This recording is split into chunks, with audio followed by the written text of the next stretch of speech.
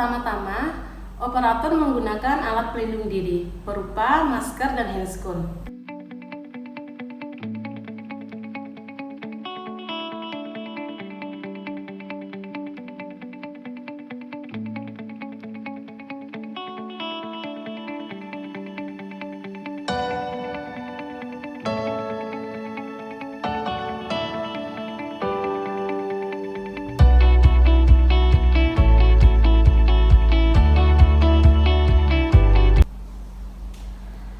Adapun alat dan bahan yang akan digunakan adalah: pertama, sonde, kedua, pinset, kaca mulut, desmotom, bane atau elevator, tang cabut gigi 1-1, nail beacon, cotton tip aplikator, cotton pellet, tampon, povidone iodine, siring,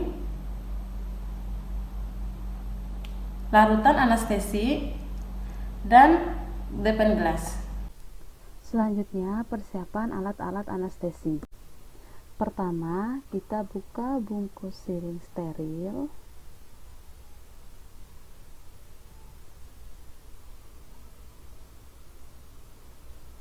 Kemudian, ambil ampul yang berisikan cairan anestesi. Sebelum membuka, periksa apakah cairan berada di bawah leher ampul. Apabila terdapat cairan di atas leher ampul, putar ampul dengan gerakan sentrifugal sampai seluruh cairan berada di bawah leher ampul.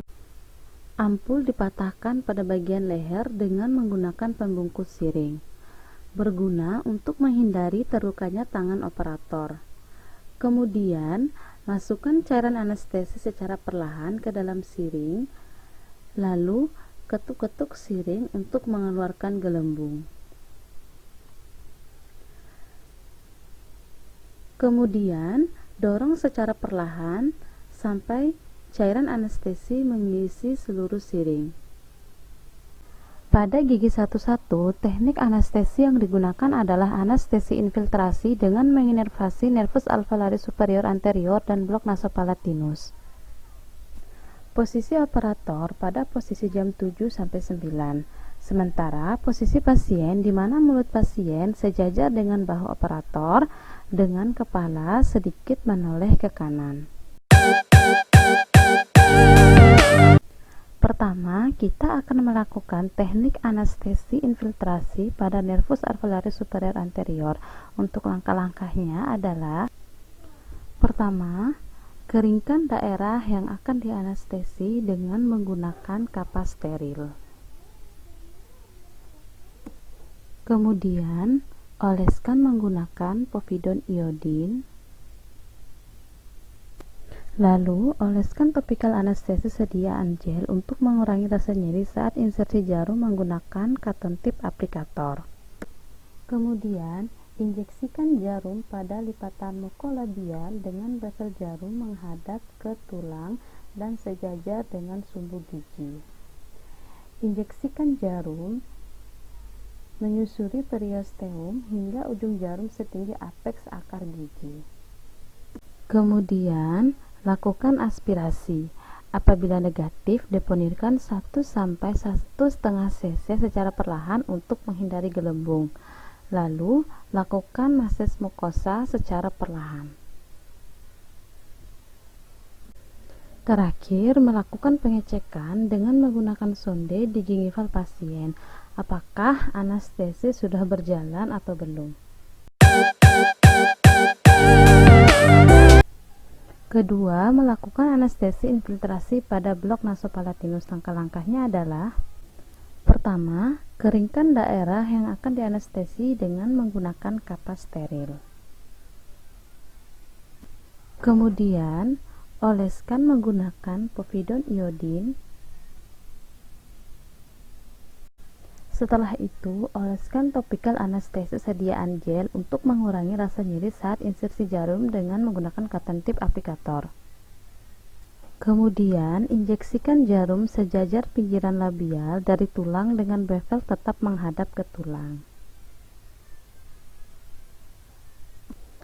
Injeksikan jarum ke dalam kanalis kemudian aspirasi. Apabila negatif, deponirkan sebanyak 0,3 cc lagi secara perlahan untuk menghindari gelembung. Kemudian lakukan massage mukosa secara perlahan. Terakhir, mengecek menggunakan sonde di gingival pasien apakah anestesi sudah berjalan atau belum.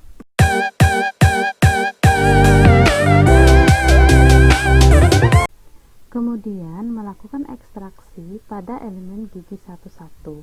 Adapun langkah-langkah yang dapat dilakukan adalah: pertama, melepaskan perlekatan gingiva dengan menggunakan desmotom terlebih dahulu. Kemudian, meluksasi gigi dan melonggarkan gigi dari soket dengan menggunakan Bane. Posisikan di antara akar dan tulang alveolar dengan bagian konkav dengan sisi mesial atau distal akar gigi. Kemudian pilih forceps untuk gigi incisivus sentral rahang atas. Adaptasikan forceps seservikal mungkin pada gigi, lalu fiksasi bagian labial dan palatal gigi yang akan diekstraksi. Gerakan ekstraksi awal dengan gaya yang ringan, pertama ke arah labial dan kemudian palatal. Setelah gaya awal diterapkan pada gigi, gerakan berangsur-angsur menjadi lebih besar dan disertai gerakan rotasi karena gigi sirkus sentral berbentuk konus. Gigi kemudian dikeluarkan dari soket menggunakan daya tarik dan kekuatan akhir ekstraksi diterapkan ke arah labial. Soket yang telah terekspansi kemudian diberikan penekanan supaya kembali ke bentuk semula. Kemudian instruksikan pasien untuk menggigit tampon selama 30 sampai dengan 45 menit.